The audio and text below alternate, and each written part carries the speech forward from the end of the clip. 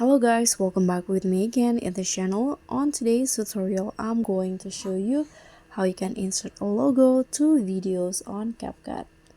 So here, after you finish your edits or add your video into CapCut, you can start adding your logo by using the overlay feature. So you need to make sure that the logo is already saved on your phone, and make sure that it doesn't have any background, so it is on a PNG format. Then just add it as overlay. So click on overlay, add overlay, then add the logo. So let's say this is the logo that I want to add. Don't forget to adjust the line to match with the video duration.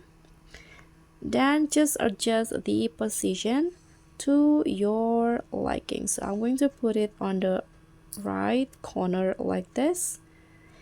If you want, you can also add animations into the logo. So I suggest you using the combo so it will move as it is shown on the video. So I'm going to use the bounce animation, and that's it.